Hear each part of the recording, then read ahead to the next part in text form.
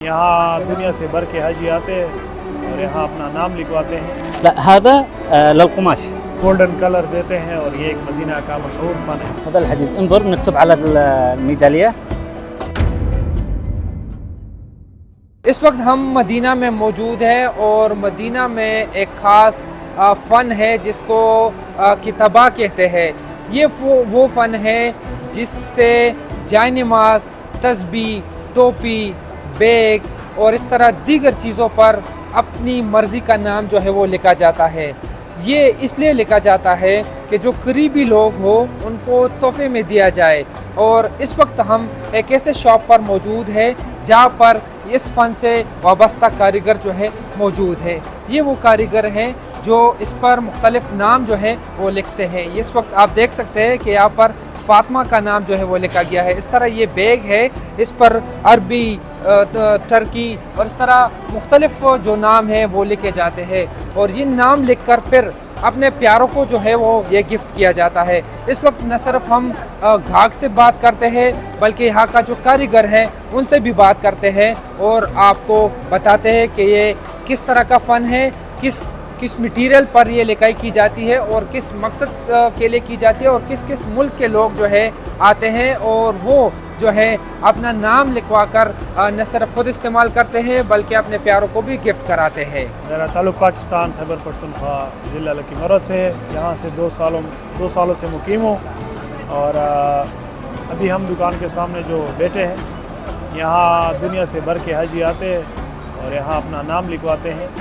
عربی، انگلش، ترکی، اکثر ترکی حاجی زیادہ آتے ہیں اور پاکستانی بھی زیادہ اس سے محبت رکھتے ہیں. اور جانے نماز پر، بوتلز وغیرہ پر اور اس کے علاوہ کئی اشیاء اس پر اپنا نام لکھواتے ہیں. گولڈن کلر دیتے ہیں اور یہ ایک مدینہ کا مشہور فن ہے. جیسا مدینہ سے لوگ تحفے لے جاتے ہیں اس کا سب سے مشہور اور افضل تحفہ ہے جانے نماز پر نام لکھوا کر اپنے پیاروں کو تحفہ کرنا ہے. اس پر لوگ اپنے بہن بھائیوں کے نام لکھوا کر اس کو گفٹ کرتے ہیں اور اس کے علاوہ لوگ خانہ کعبہ حوض رسول کا اس پر گفٹنگ کر کے اس کا نقشہ بنا کے اس کو گفٹ کرتے ہیں. پوری دنیا سے جیسا کہ انگلینڈ، امریکہ، فرانس، جرمنی، اٹلی، برطانیہ، کیونکہ ہمارا بزنس ہے، ہم دیکھتے ہیں ادھر آتے ہیں لوگ بڑے شوق سے یہاں چیز لیتے ہیں. جیسا کہ حرم کا جانے نماز ہے یا اس کے علاوہ سمپل جانے نماز اس پر اپنا نام لکھواتے ہیں. وعليكم السلام ورحمة الله وبركاته. الحمد لله تمام. وزير هذا 2 لا نكتب على السجاد ونكتب على الميداليات، على الأقلام، نكتب على يعني أشياء حديد. طيب أشياء حديد يعني مثلا هناك مثل ميدالية المفتاح، ميدالية المفاتيح. نكتب كمان على الأقلام اللي هو حديد، نكتب على الخشب وعلى القماش الذي مثل هذا وأشياء أخرى، حقائب. انظر لا كل شيء في هذا واحد كمان.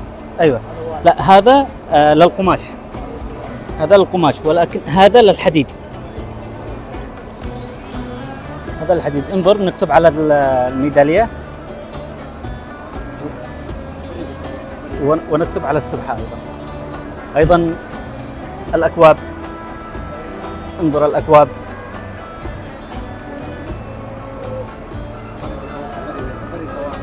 هذا الكوب، هذه الحقائب. في الأسعار هذا مختلف ولا يختلف الأسعار ولكن أسعار كلها رخيصة. يبدأ من 5 ريال سبحة أو ميدالية، 5 ريالات.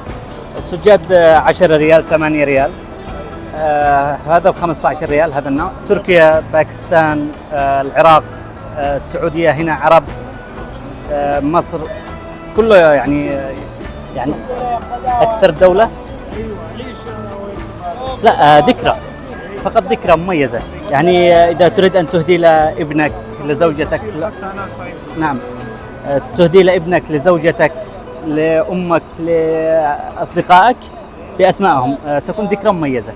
لا جميع الأنواع، هناك أنواع ليست خاصة للكتابة. نعم جدا جدا يأخذون من هذا كثير.